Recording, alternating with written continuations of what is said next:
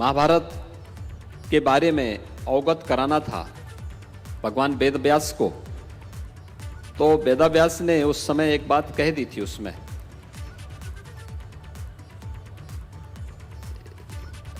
किसी ने पूछा होगा महाभारत के बारे में कि महाभारत जैसा ग्रंथ कैसा है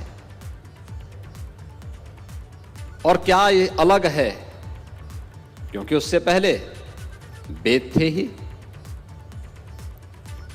अलग विषय है, श्रवण परंपरा के साथ जुड़े रहे होंगे।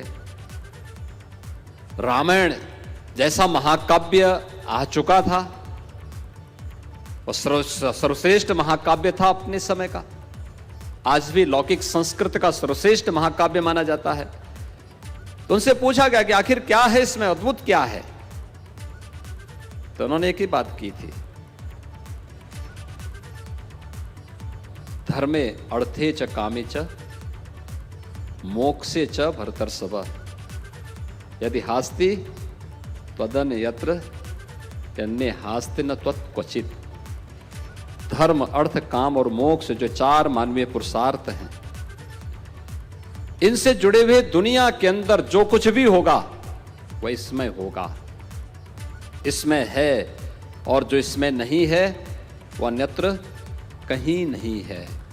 और मुझे लगता है कि महाभारत जैसा महाग्रंथ वह सब कुछ है उसमें,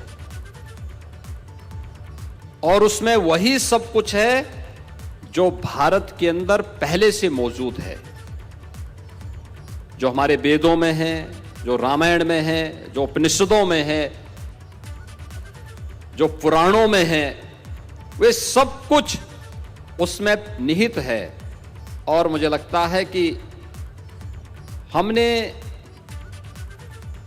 उस पवित्र ग्रंथ को, एक समय अभी साजिश चली थी कि महाभारत के प्रति लोगों के मन में एक अमनस्कता का भाव पैदा करने का प्रयास हुआ था। लोगों को दिखाने का प्रयास हुआ था कि महाभारत जैसे ग्रंथ को लोग अपने घरों में न रखें। आखिर उसी महाभारत महाग्रंथ का ही एक छोटा सा भाग श्रीमद् भगवत गीता है, जिसको इस देश ने अपना राष्ट्रीय ग्रंथ माना। आप न्यायालय में जाएंगे तो श्रीमद् भगवत गीता को साक्षी मान करके ही वहां शपथ ले पाते हैं। लेकिन उन तथ्यों से आपको अनभिज्ञ करने के लिए, दूर रखने के लिए किस प्रकार का दुष्प्रचार होता रहा है। और यह दुष्प्रचार की पराकाष्ठा थी कि हमने कभी अपने परंपरा पर, अपनी संस्कृति पर गौरव की अनुभूति करना नहीं सीखा। योग की परंपरा हजारों वर्षों की परंपरा है। जब कोई हमारा संत, कोई योगी, कोई ऋषि, कोई तपस्वी दुनिया में जाता था, वापस भारत आता था, उसको सम्मान नहीं मिल पाया, नहीं दे पाए।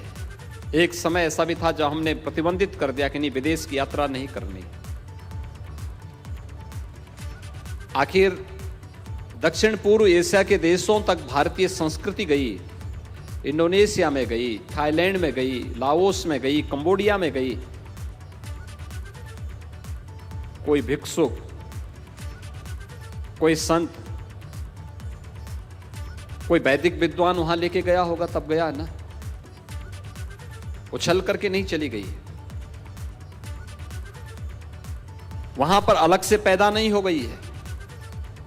लेकिन एक समय ऐसा भी आया जब हमने कहा कि नहीं, कोई बाहर जाएगा हम उसको धर्म से च्युत कर देंगे। जब तक धर्म समय समय पर अपने आप को परिमार्जन नहीं करेगा, ये परिमार्जन की परंपरा हर कालखंड में चलनी चाहिए।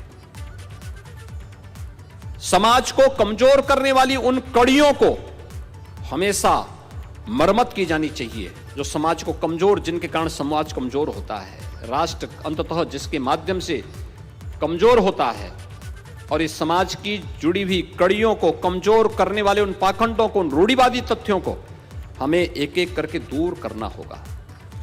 क्योंकि अगर हम इसको दूर नहीं करेंगे और जब भी ये कड़ियां, तोड़ने वाली कड़ियां, समाज को जोड़ने के बजाय तोड़ने वाली कड़ियां मजबूत होती हैं, हमले हुए हैं, विदेशी हमले हुए हैं, यह देश पराधीन हुआ है, और जब भी जोड़ने वाली कड़ियां मजबूत हुई हैं, हमने अपने वैमनस्यता को, अपने बीच की बुराइयों को, रूढ़िवादियों को दूर किया है और आपस में एकजुट होकर के हम लोग किसी अभियान के पथिक बने हैं, तो दुनिया की कोई ताकत भारत के सामने टिक नहीं पाई। तो दुनिया की कोई ताकत भारत के आगे टिक नहीं सकती। ये तमाम